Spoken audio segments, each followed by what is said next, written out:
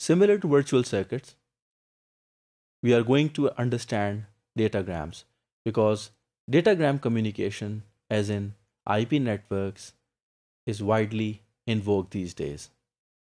We are going to look at the complexity, and then we are also going to look at exactly how does datagram network suffer from the oscillatory behavior in the wake of routing updates.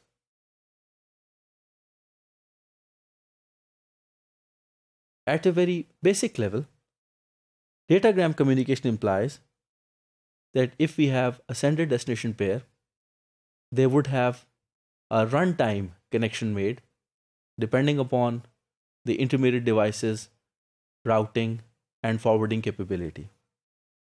So since it is a runtime decision, each packet that is being sent from the sender to the destination may not be traversing the same path, and this is a distinguishing and a challenging feature of IP datagrams.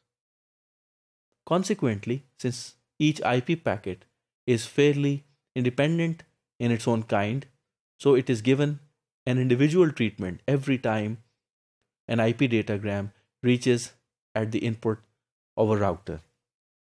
This figure illustrates that given multiple paths between same sender destination pair, multiple packets originating from the same sender might take multiple paths. As a consequence, the packets or the datagrams could be delivered out of order.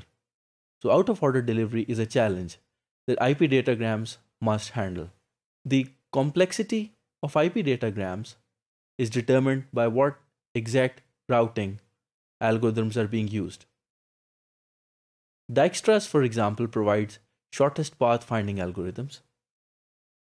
For that, we can quantitatively compute that for every iteration or routing update in linked state routing protocols which use Dijkstra's algorithm, the total number of comparisons in a full mesh would be n into n plus 1 divided by 2.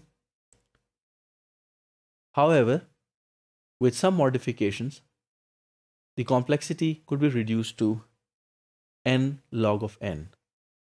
This scenario gives an interaction between senders and a topology of 4 routers in which the traffic load currently on each link determines the routing cost.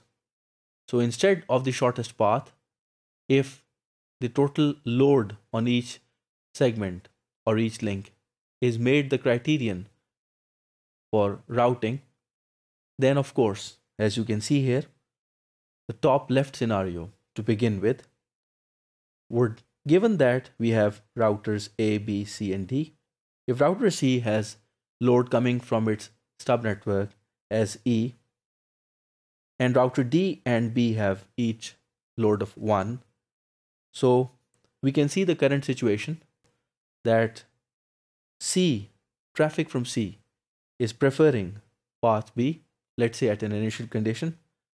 On the top right scenario, we see since load was the basis, so in the next iteration, the path has been switched.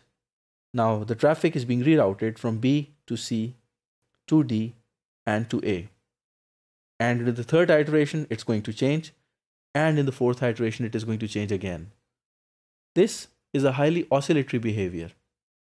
This oscillatory behavior is, of course, created as a case study, but in real world, it could be detrimental to the overall performance and could cause broadcast storms and unnecessary load on certain paths.